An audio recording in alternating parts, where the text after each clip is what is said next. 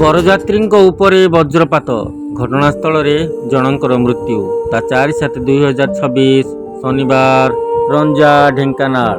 DJ ବାଜୁଥିଲା, ଖୁସିରେ ନାଚୁଥିଲେ ବରଯାତ୍ରୀ। କେଇ ମିନିଟ୍ ପରେ ପହଞ୍ଚିଥାନ୍ତେ ଝିଅ ଘରେ, କିନ୍ତୁ ହଠାତ୍ ଆକାଶରୁ ଖସିଲା ମୃତ୍ୟୁ। ବଜ୍ରାଘାତରେ ଘଟଣାସ୍ଥଳରେ ଜଣଙ୍କର ମୃତ୍ୟୁ ହୋଇଗଲା। ବରଯାତ୍ରୀରେ ଯାଇଥିଲେ, ଶବ ହୋଇ ଘରକୁ ଫେରିଲେ। ବରଯାତ୍ରୀଙ୍କ ଉପରେ ଇନ୍ଦ୍ରଙ୍କ କୋପ, ବଜ୍ରାଘାତରେ ଗଲା ଜଣଙ୍କର ଜୀବନ। ବାହାଘରରେ ବରଯାତ୍ରୀ ଯିବା ହେଲା କାଳ। ଡିଜେ ବଜେଇ ନାଚି ନାଚି ଯାଉ ଯାଉ ଘଟିଗଲା ଅଘଟଣ। ବଜ୍ରପାତରେ ଚାଲିଗଲା ଜଣଙ୍କର ଜୀବନ, 3 ଜଣ ହେଲେ ଆଘାତପ୍ରାପ୍ତ। ଏମିତି ଏକ ଅଭାବନୀୟ ଦୁଃଖଦ ଘଟଣା ଘଟିଛି ଢେଙ୍କାନାଳ ଜିଲ୍ଲା ସଦର ଥାନା ଅନ୍ତର୍ଗତ ରଞ୍ଜା ଗ୍ରାମରେ। ଘଟଣାକ୍ରମେ ଗତ 3 ତାରିଖ ଶୁକ୍ରବାର ରଞ୍ଜା ଗ୍ରାମର ମାମା ସହିତ ଚନ୍ଦ୍ରଶେଖର ପ୍ରସାଦ ଗ୍ରାମର ମୁକେଶଙ୍କ ବାହାଘରରେ ଆସିଥିଲେ ଅନେକ ବରଯାତ୍ରୀ। ମୁକେଶକୁ ଖୁସି କରିବାକୁ ଖୁବ୍ ନାଚିଥାନ୍ତେ ଝିଅ ମାମାର ଘରୁ ଭୋଜି ଖାଇ ମନ ଖୁସିରେ ଘରକୁ ଫେରିଥାନ୍ତେ। କିନ୍ତୁ ଦୈବର ବିଚାର କିଛି ଅଲଗା ଥିଲା। ମାଡ଼ି ଆସିଲା କଳାହାଣ୍ଡିଆ ମେଘ। ନାଚ ଗୀତରେ ମସଗୁଲ ଥିବା ବରଯାତ୍ରୀମାନଙ୍କର ସେଥିପ୍ରତି ନିହା ନଥିଲା।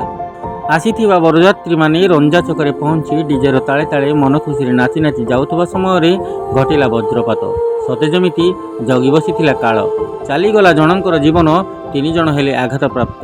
ତେବେ ସମସ୍ତ 4 ଆଘାତପ୍ରାପ୍ତଙ୍କୁ ଢେଙ୍କାନାଳ ଜିଲ୍ଲା ମୁଖ୍ୟ ଚିକିତ୍ସାଳୟକୁ ନେବା ପରେ କର୍ତ୍ତବ୍ୟରତ ଡାକ୍ତର ଜଣଙ୍କୁ ମୃତ ଘୋଷଣା କରିଥିଲେ। ମୃତକ ଜଣକ ଭାପୁର ଫାଣ୍ଡି ଅନ୍ତର୍ଗତ କୋଇଲିପଙ୍ଗି ଗ୍ରାମର ଅମିନ ବେହେରା, ବୟସ 52।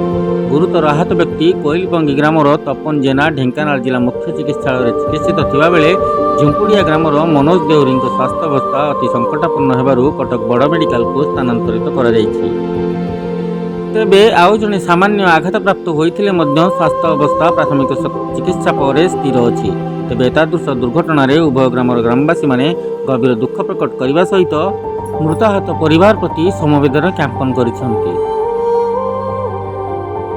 ଢେଙ୍କାନାଳରୁ ବିଭୁ ପ୍ରସାଦ ଶତପଥୀଙ୍କ ରିପୋର୍ଟ, ସମଗ୍ର ଓଡ଼ିଶା ସେବା ଅଭିଯାନ।